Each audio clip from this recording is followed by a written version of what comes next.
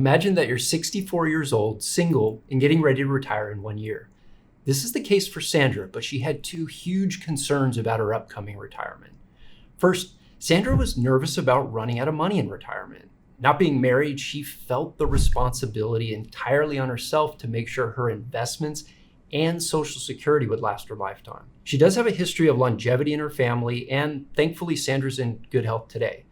So the expectation of long life is a good thing, but it meant her money needed to last. Her second concern was regarding healthcare, specifically if she needs long-term care assistance later in life. While the potentially high cost of healthcare can be an uncertainty for anyone that's retiring, Sandra said she felt a bit alone in facing the potential burden of healthcare. As we do in this channel, I'll share how Sandra was able to gain confidence in her retirement plan and how much she can spend in retirement. I'll point out to you the strengths of Sandra's plan and also the weaknesses or the sensitive area. By identifying this, we can keep a watchful eye, and I've changed her name for confidentiality and rounded asset values for simplification. To know how to maximize Sandra's spending capability, we first need to look at how she overcame some mistakes that are common to single people. The number one mistake for a single person is estimating expenses to be half of what a couple would experience in retirement. This is even more important to recognize and plan for if you're newly single due to death or divorce. As a single person, your grocery bill could be close to half the amount of two people, and car insurance and household items like toothpaste will only be needed for one person. But many living expenses simply won't be that much less for one person compared to two. For instance, housing is one of the largest expenses in retirement, and while there may be possibly some savings for less space, your expense is not likely to be that much less than that for a couple. The second mistake is a failure to update your personal goals heading into retirement. Sandra does not have children, but it would be easy to see how changing family dynamics could alter your goals in retirement as you want to be closer to kids and grandchildren. And especially after a recent death or divorce, the things you wanted to achieve as a couple may now be different. The third mistake is not identifying differences with income and taxes. This is a big one. So even though a single person can't expect to live on half the income compared to a couple, the tax law does not favor single people. Tax brackets and the standard deduction are essentially halved for a single person compared to a married couple. What this means is simply you get to pay higher taxes much sooner. And as an example of how income is directly affected relates to how and when you start Social Security. This affected Sandra's decision on the timing of her Social Security. See, in a married relationship, when one spouse passes away, the survivor generally keeps the higher of the two Social Security incomes. So when working together to maximize income, a common strategy is for one spouse to defer in order to max out their benefit, and that can ultimately be left to the survivor, while the other starts Social Security a bit earlier so income can start flowing into the household. Now, if you're divorced or widowed, you may be eligible for spousal benefits on a former spouse, which again could affect the decisions you make in the timing of Social Security. For Sandra, however, who's single and not eligible for spousal benefits, that was actually a big determinant in deciding to defer her Social Security benefit. But that meant she had a gap of 5 years where all of her income needed to come from investments, as I'll show you in her financial plan. Now, if there are other common mistakes or considerations as a single person that you've experienced or observed, please add those to the comments. So let me show you what makes up Sandra's financial life, how she set a plan to overcome these common mistakes, and the concerns she had heading into retirement. Remember, she has a family history and good health to expect a long life, and she, of course, doesn't want to run out of money or be crushed by healthcare costs. We'll also show how much she can spend based on her Social Security and the $1 million of investments she has. Okay, so Sandra has $158,000 for this year as her salary as she heads towards retirement next year. Sandra has expenses of $146,000, which includes taxes, her mortgage, which will be paid off in 7 years, and her base expenses are about $5,000 per month. She's also saving about $1,000 a month into her 401k up until she retires. For liabilities, the only thing she owes is her mortgage here, which is her only debt, and she has a low fixed rate interest rate.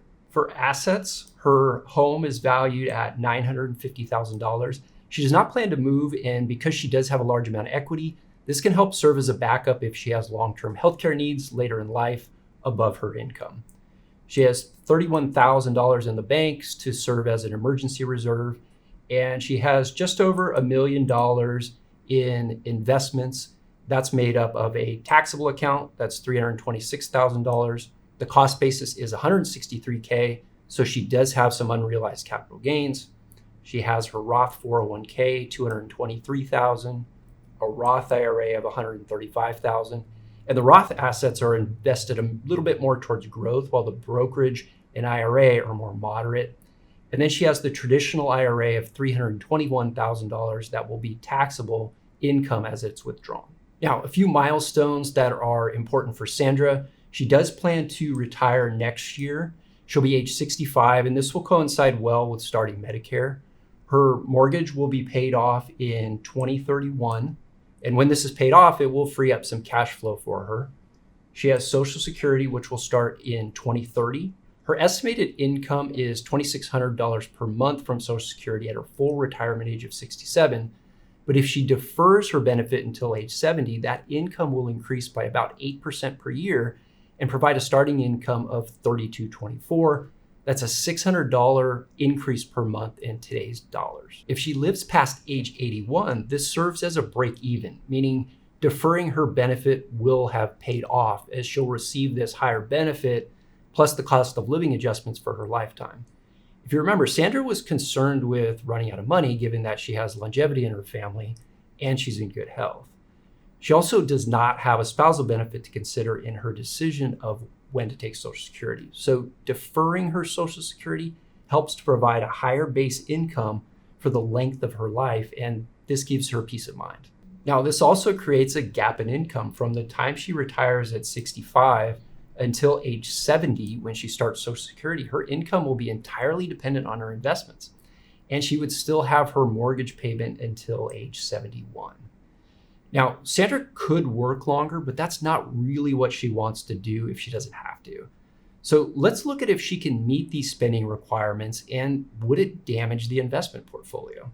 Now, just a word of caution, this is a high-level summary of Sandra's situation. There are a lot of moving parts and details. We also talk through the pros and cons and the what-if scenarios directly with Sandra.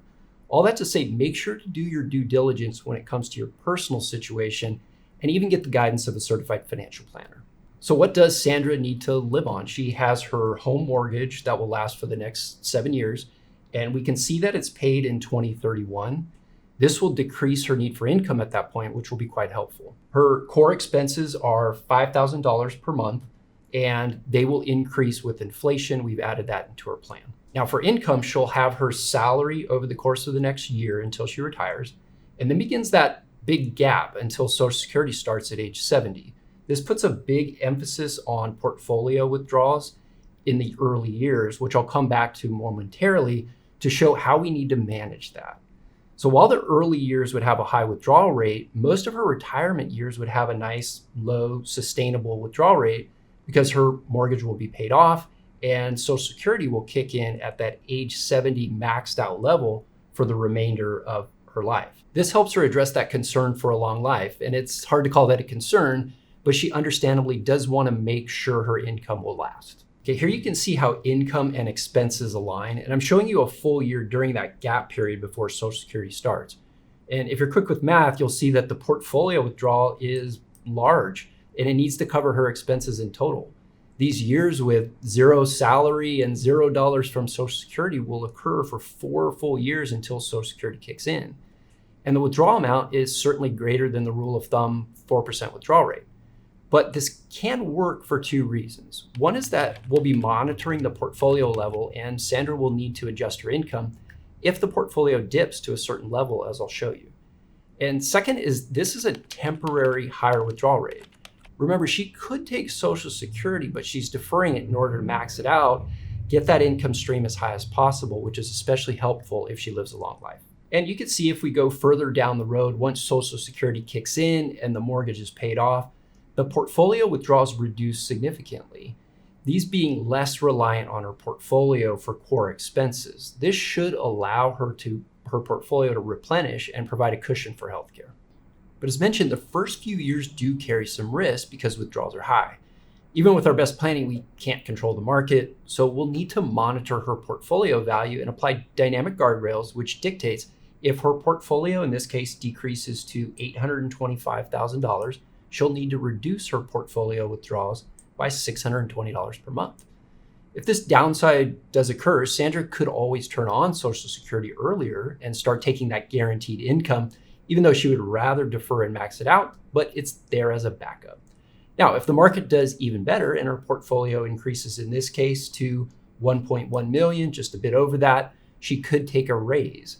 And having discussed this with Sandra, she plans to do the things she wants to do in retirement, but she also plans to be very smart with her money, especially until Social Security kicks in and the mortgage is paid off. I mentioned that Sandra has a mix of moderate and growth investment strategies. How to invest once you retire is different than the years you're building your retirement nest egg. I posted a video, How to Invest Once You Retire, which you can click on above or down below in the description. You'll want to watch that next, as I show in that video how to pursue long-term growth while not upsetting your ability to take current income. I'll see you over on that video now.